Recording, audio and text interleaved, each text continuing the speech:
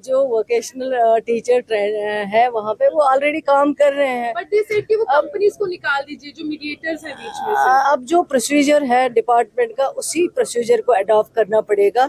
CPW worker, mid day meal cook, NHM, vocational teachers, इन तमाम लोगों के सवाल जब हमने मंत्री महोदया सकीना ईतू से पूछे तो देखिए उन्होंने क्या जवाब दिया। मैम, आप हेल्थ सेक्टर का कार्यभार संभाल रहे हैं, एनएचएम एम्प्लॉइज को 3 मंथ से सैलरी नहीं मिली और उनकी रेगुलाइजेशन के लिए क्या करेंगे, क्योंकि सदन में आपने पुराना आंकड़ा दिया था।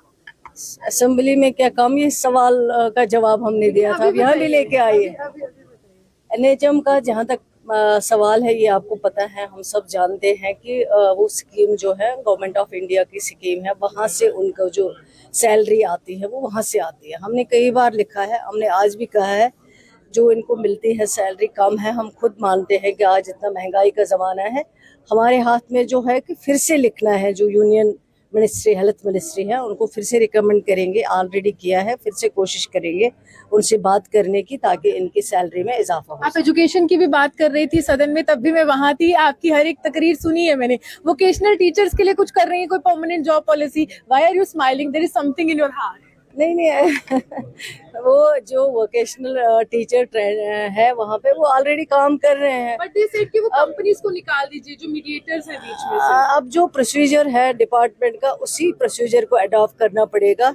अलग से तो कोई चीज़ हम कर नहीं सकते। जो ऑलरेडी क्राइटेरिया है, जो नॉर्म्स है, उसी नॉर्म्स के मुताबिक हमें भी चलना पड़ेगा। और उनके लिए अगर आगे देखें क्या हो सकता है, क्या हमारे पास बजट की अवेलेबिलिटी होगी, क्या हमारे पास फंड्स की अवेलेबिलिटी होगी, उसके मुताबिक जो भी हम चाहते हैं कि मदद हो जाए, लेकिन हमारे हाथ भी कहीं कहीं बंधे हुए हैं।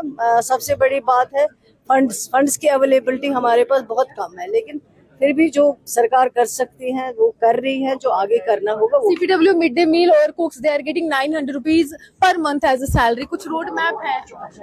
उसमें सिर्फ 900 नहीं है, बल्कि उसमें फर्क है। कोई लोग ऐसे हैं जो 500 ले रहे हैं, कोई लोग ऐसे हैं जो 700 ले रहे हैं, कुछ लोग ऐसे हैं जो 900 ले रहे हैं, कुछ लोग ऐसे हैं जो 1000 ले रहे हैं। उसको डिपार्टमेंट ऑलरेडी एग्जामिन कर रहे हैं। और जो उसमें कम से कम लैंड केसेस है, उस लैंड कमेटी में कुछ लैंड केसेस को जो है ऑलरेडी कमेटी बनाई गई है, वो एग्जामिन करेंगे। और जब कमेटी की रिपोर्ट आएगी उसको देखा जाएगा।